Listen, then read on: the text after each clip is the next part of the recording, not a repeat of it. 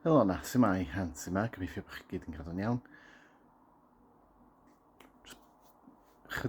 Fideo byr heddiw i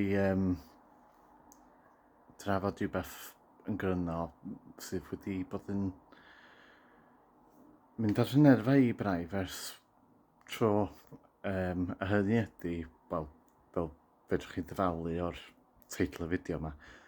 Dwi'n gwybod bod gen ti nam ar dy olwg, ond does na'm ond amdani yma, neu ofyn fel yma ges i fy ngeni de, dwi'n gwybod dim wahanol o ran yng ngolwg, felly dwi'n mynd allt pa gyfiawnhad sydd gan bobl i feddwl fedra nhw deud hynny wrth ei. Dwi'n gwybod bod gen ti nam ar dy olwg, ond does na'm ond bod dweud dyma'r cyfan dwi wedi gwybod o ran yn golwg erioed, a tos ni wedi cael dewis cyn gael fy ngeni.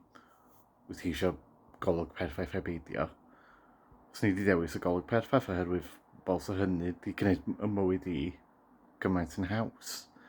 Ynde, ond na, yn anffodus, ges i'r nam ar y golwg ma sydd yn olygu fy modd yn cael un anodd i dyfarnu pellter a dyfnder, a dyna'r unig peth allai ei gliro efo unrhyw sicrwydd i bobl oherwydd tydi'n ngolwg i rioed wedi bod yn well na hyn, felly mae'n anodd iawn i mi esbonio i rywun faint dwi'n gweld a faint dwi ddim, mond fy mod i'n cael trafferth dyfarnu dyfnder a pellter. Dyna'r gorau fedra i wneud yn anffodus.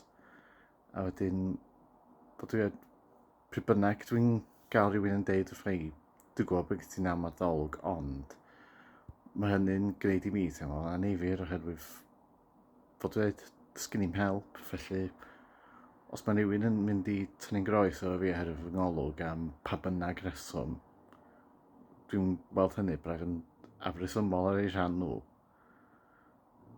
Ynde, oherwydd bod dweud sgyn i'm help, a pwynt y fideo yma, dweud gwir, ydy jyst i pwysleisio hynny o ran fy ngolwg efo pobl.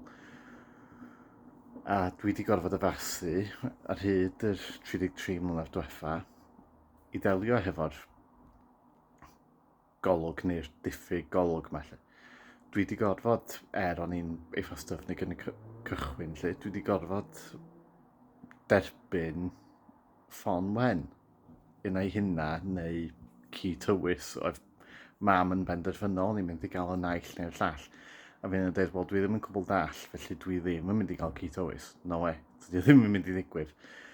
Felly, ia, derbyn y ffon wen, a wedyn dwi'n gorfod bod mor ofalus o ddydd i ddydd pryd dwi'n mynd i lefydd.